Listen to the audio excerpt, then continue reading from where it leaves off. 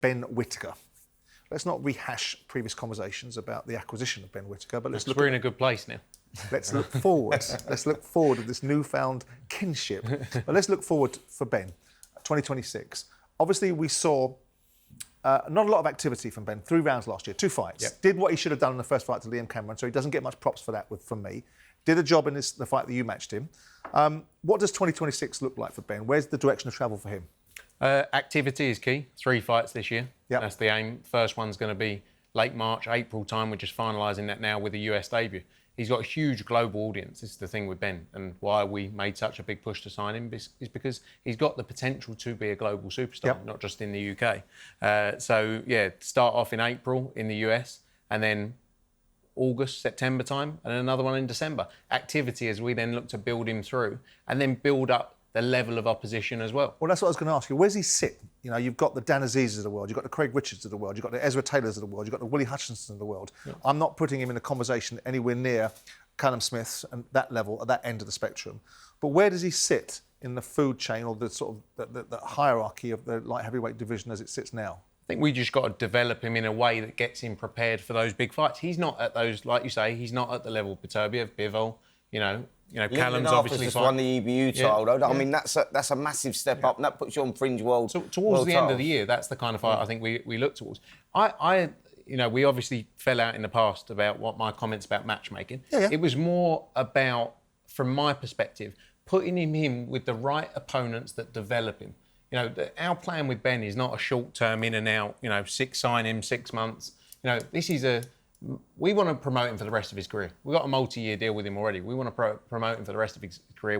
We believe he has the potential to be one of the biggest stars in the sport. So we have to then develop him from a boxing standpoint, in the right manner. So he's then prepared to go into those big fights whenever they come. The Buatsi fight later this year is a big fight. But when it got ordered or spoken about before, the problem then is he fights Buatsi, then he gets called to fight. But so it's like... You think he's ready for Buatsi? I think so, yeah. But then he fights Buatsi and gets into the number 1 position and gets ordered for a world title against the likes of Bivol, Beterbiev, Benevic, those names. You can't then go backwards and you can't then prepare for those. What do you think? I think... You hear Buatsi in conjunction with Ben Whittaker. What's your reaction to that, Paul? I've just got the top 10 in Britain. Ben Whittaker's sitting at 8, but there's good fights around him with the likes of Lyndon Arthur, Bradley Ray's only just lost his European title. Lyndon Arthur's European champ. Anthony Yard, Craig Richards, Zach Parker, Willie Hutchinson. That's before you get to Buatsi and then Callum at number 1. For me, the only problem with the Buatsi fight is, I don't think just yet he'd be ready for it personally, just my opinion. Secondly, if you beat Buatsi, which is a big ask, there's no going back from there. Well, it's like you can't put the toothpicks back in the tube. You've got to stay at that level, as Frank knows. To be fair, and then, is he ready for Bivol, Beterbiev, Callum and the rest?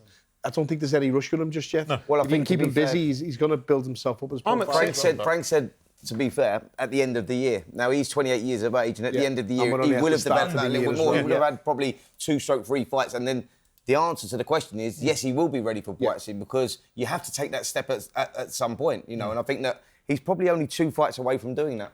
I'm accepting, by the way, he hasn't developed, because he hasn't had the number of fights and the necessary opponents, in my eyes, to build him up, to prepare for those level of opponents. It is a stepping, it's not going to be each fight, you're not going to go straight into those, because there is no turning back. And the amateur career that he had will help him as well. It's not going to hinder him. It hinders a lot of fighters when they stay amateur too long, because they turn pro and they don't quite make it because they don't move fast. He's moved pretty fast, but he needs to just build that engine up. If he can get that engine and get up to 12-round fit, where he's holding his own with good fighters that are good calibre and sparring, then he will be ready by the end of the year for them names that you mentioned. But for me, again, he's the promoter, he's the expert. But for me, I would take my time with him. I'd take him on a road show, I'd take him around the world, as you just said. We lost any reservations about the questions about his power? His last knockout was unbelievable, wasn't it? It was a really good knockout. I think him and Andy Lee as well together. That's what I was going to ask you next. Tremendous pairing. Is that a fixture now going forward? Yeah, I mean, I think they're going to be brilliant together. I think Andy Lee's one of the best trainers in the sport, and I think they've gelled well together. And I think Ben believes in him, and he's enjoying it. And I think that's such a key to it as well. Just as an aside, before we move on to Josh Kelly, because I want to talk about Josh Kelly, because I'm so thrilled for the performance for him and for what it means to him and what it means to Adam. Obviously, your best friend Ben Shalom's joined DAZN.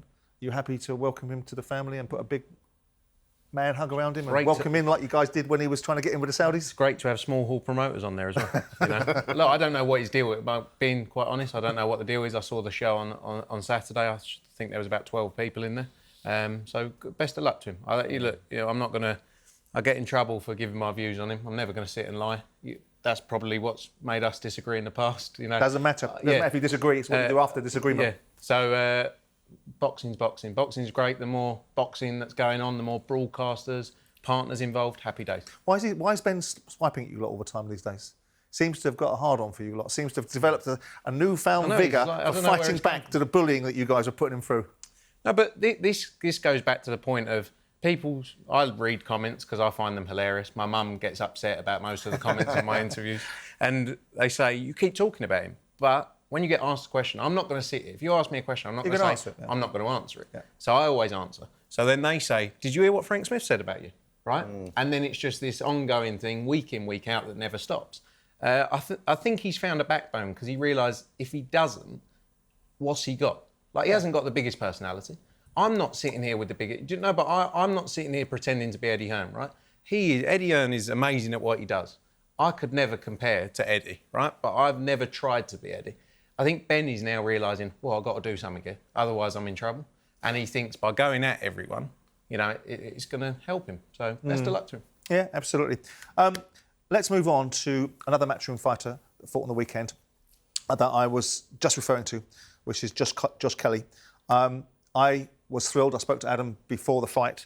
As I said to you off air, I played paddle with Josh the week before the fight, which I'm not sure is the ideal preparation for a world title fight. But Josh was relaxed, calm, composed. I felt that he was going to win this fight. It was a hell of a performance, wasn't it? Yeah, Murtazaliev was the most feared fighter in the division. You know, coming off that win against Tim Zhu, demolishing him inside 3 rounds. Tim Zhu, a great fighter himself. You just looked at him and go, this is a guy that really doesn't come with a lot of value apart from that world title that he's got around his waist. And if we can go down a different avenue, we'll go down it. But Josh Kelly stepped up to the plate. He took on a great fighter and he beat him. You know, I think that tactically Adam Booth got it spot on. You know, there was a moment, a lapse of concentration in the 9th round where he switched off and paid the price for that. But it's how he recovered, how he come back, how he kept his composure. And he fought his way to a well-deserved victory. You know, I think he was... You know, moving. He was on the move for 12 rounds. That was the idea. You know, switching. I don't think he ran. Right. Tony Bellew was sort of suggesting he ran. He didn't run. I didn't think he ran. He was taking. I thought all the best work was done by Josh. To be honest, he boxed so well. Yeah. He was creating and controlling the space, and that's the difference. There's running when you're 4 foot away from your opponent at all times. Josh wasn't. He was just out of range, and when Murtazaliev was throwing a shot, he would take half a step back and nail him with a jab, and like when he dropped him himself with a big right hand, you know, it was because his timing was on point. They got it spot on. You know, you got to congratulate them, the whole team, for getting a memorable victory there. That was a great win. But he was in preparation for this. You'll know this, Frank. Both he and Adam were so confident. Yeah. It wasn't just a facade. It wasn't just braggadocio. It wasn't an image being put up. There was nothing in Josh's mind that even led to contemplation he was going to lose this fight, and there was nothing about this fella's power that concerned him. It was more about the fella should be more concerned about my power and what I'm going to do. And he talked about his life, and he was saying to me about difficulties with his divorce and how Adam and him had been so close together. But this performance obviously brought out a reaction in Adam. I know Adam for years, you know, whether we call him the Dark Lord or we don't, there's a different conversation, but I'm very fond of him. I think he's an excellent trainer. Were you surprised? I was surprised. I thought he'd be very calm because he was very calm all through the fight. When it was going to the corner and we're seeing Josh stand up and they're talking and Adam is his usual calm, collected self. Were you surprised that Adam was as emotional as he was at the end of the fight, Frank? So I know you were all jumping around the ring because we're all thrilled for Josh. No, were you surprised at Adam? No, because I've known Josh for 11 odd years now. I met him before he turned pro, before he went to the Olympics, and there's been one constant with Josh, and that's been Adam Booth. Yeah. And not he's backed him all along, all the way. Yeah. And that's what I said in the press conference afterwards. He has never, failed to be behind Josh Kelly in the tough times, not just in the ring, but outside of that as well. And has always backed him. And every time I've spoken to Adam Booth in the, over the years, even when we didn't promote him, he was like, Josh, I'm still here. Josh is going to win a world title. Yeah, and I think that meant so much to him because they've been together, inseparable.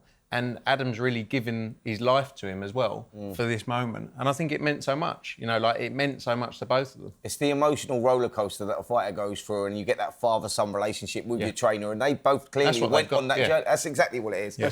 And there was that, and it's not like he's had it all one way, and it was like, look, this kid's got the potential to win a world title. He had his setbacks with Avanesian and all of those, and you looked at it, and then he had his doubters, and there's a lot of pressure on you, not just the shoulders of the fighter, but the trainer as well. And that emotional involvement from the trainer, by the way, is brilliant to see, because you know that he cares, and you know that if something's going wrong and there is a time when the kid's going, I'm all right, and you go, no, you're not all right, son. I'm going to pull you out and live to save a fight. And it's not financial. They have that. It's not financial as well. Like Adam, look, we all know Adam's been very successful, right? So Adam's care is not from a point of, oh my goodness, I'm going to make a load of money. It's literally... Josh Kelly has achieved his dream that he's wanted for years. I seen him in Dubai about the week before Christmas. I was in the Kamani gym, and he's there, and the sparring partners are getting ready, and they're working, and they have a little knockabout on the paddle before they start, and then the serious work really started when we left. And point being that they will travel, they will go wherever they need to go. They were training all over Christmas. They were sacrificing a lot of time with family, Adam and obviously Josh, but it all paid dividends, and it's all worked off. And it's top of the mountain stuff, and you could see that in the celebrations. Absolutely. We mentioned Josh in conjunction with Conor Benn. In your opinion, if you were to fight Conor Benn, do you think Josh wins that fight? I do, yeah, but for me, again, as I've said, I'm looking at boxing ability. I'm not looking at profile. I'm not looking at the fact that he's beat you bang and the fact that he's a bigger name than Josh Kelly. Yeah. Josh Kelly's a better fighter, in my opinion. There's no shame in that. He's a quality fighter. Yeah. So, to answer your question, I think obviously Josh Kelly beats him, but I think it's a bit of an unfair question, because I don't think he's at that level, Conor Benn, to Josh Kelly, because he's an unbelievable fighter. Can you, there's always this thing in the back of my mind about fighters that don't get opportunities they should be getting, like Josh Taylor. Josh Taylor won 4 belts, never got the currency, did towards the back end because he was drawn into fights with Jack Catterall that created notoriety around it. But prior to that, he wins against great fighters, doesn't get any pickup from the broadcasters, doesn't get the commercial opportunities that possibly he should have got because of his talents and the achievements he had. Is there a real opportunity now for you to really build Josh and to give him the platform that A, winning a world title should give him, but B, the returns now from the opportunity? Is that an opportunity that Matchroom see for Josh Kelly to really push him forward, the pretty boy outlook and the world title alongside it now and all that goes with it? Can you really build this kid now? Look, he's got everything. He's got the boxing ability. He's got the looks. Yep. He's always been very good looking, hence the nickname. Yep. And he's got the pro... we signed him from the Olympics, obviously in a time where boxing was flying, the AJ there, 2016, 27, and he built a profile then as well. So he already has a big profile. It can be bigger, don't get me wrong, but now I think he gets it more than ever. You have to play the game. You have to. He's a nice kid as well, by the way. And it was a good batch as well from that Olympic cycle, wasn't it? Yeah, but I think now he gets that he's got to do all the work that goes alongside it. Yeah. You have to put the graft in. And where you mentioned there about fighters, I work with fighters every day, obviously. There are a lot of fighters that don't want to do the bit outside of the gym. Yeah. And there's nothing wrong with that, by the way. I'm not like... I think Joe Kazaga was a little bit like that, wasn't he? But there's always going to be a limit. And I spoke, actually, Ben Davison, I had him in the office yesterday with Shabazz Massoud, and we were talking about fighters, and he was saying, it's the difference between getting 300 grand for the same fight or getting $1 million because you've put the work in and because you sell a load of tickets and because the broadcaster's behind you. There's a lot of fighters out there that just don't want to do that side of it. My brother's the same, Callum. Callum's one of the main people. He's not interested in self-publicity. He's not interested in talking. He just wants to fight. Yeah.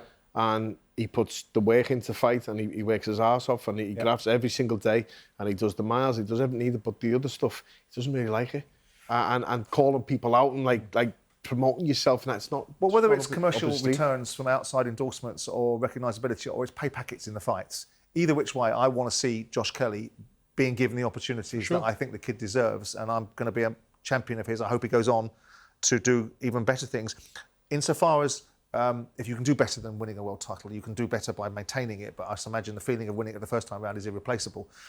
What is a direction? If it isn't Conor Benn, we've heard and we saw him talking about the indexing to Boots Ennis. I always like to see, not that I want to see gimmies, but I always like to see world champions get an opportunity to settle into being a world champion, maybe have a slightly, on paper, easier fight to build up that sort of cachet and accepting and growing into their world champion status, which they always say. I wish every boxing fan was just like you, son. Well, I want to get the balance right between selling somebody a pup and giving someone an opportunity to grow into their head and get their head about things. I mean, I don't like him going straight in against Boots Ennis because I think this is such a unique talent. But tell me what you think the landscape looks like. And I know you'll say, well, the world is oyster. He's got a variety of options. But what can those options really look like for Josh? Where would you like to position him and take him? Yeah, look, the Boots fight is a massive fight, and he will get paid very well for that as well if that fight happens. You know, one thing about Josh, as he has shown throughout his career, David Avanesian, at a time where maybe he didn't have to take that fight, and then this background, Matt's alive, a guy that no one wanted to box, hence why he didn't box for 15 months. You know, Josh will test himself. He wants to test himself against the best in the sport, and you have to respect that.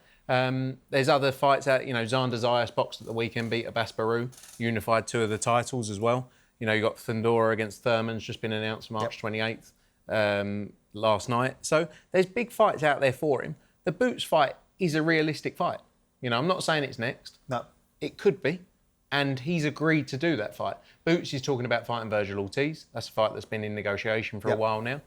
But yeah, Josh is in a great position in that sense. He could have another fight back in the UK, but at the same time, he's at the stage of his life where he wants to keep pushing himself and testing himself. And, you know, like I say, he'll get paid very well for that. I think that the beauty about where Josh is sat right now is you mentioned some of the names there, and there's some big names in that division, and it is about opportunity and taking that fight if that fight is given to you, and he's that guy that will do that.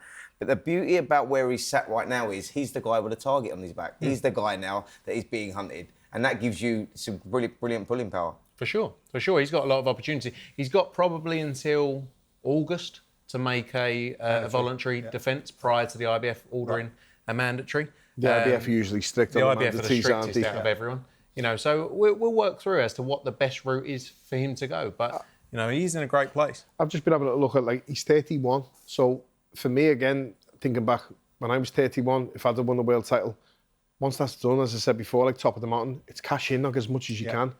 But it's whether you want to do that over one fight or whether you want to have your homecoming fight. Imagine him topping the bill in the Stadium of Light. It could happen. The Fanatical up there in Sunderland and but you'd have all to in do the that Northeast. in a fight that is, you know, that would sell the place. Exactly. It's going to be a proper fight. The problem you've got is the mandatory. The mandatory might have no real commercial value. So you get a tougher fight that you're only going to get 500 grand for, or you can go into a massive fight, like you said at this stage of your career, where you're pulling in 5-6 million quid. He's got to the top. He's got to now make sure that it's worthwhile by making sure he gets paid the right amount of money and enough money that he can retire on and live off for his next fight, because his next one after that could be against any one of them ranked above him, and they're all obviously quality fighters.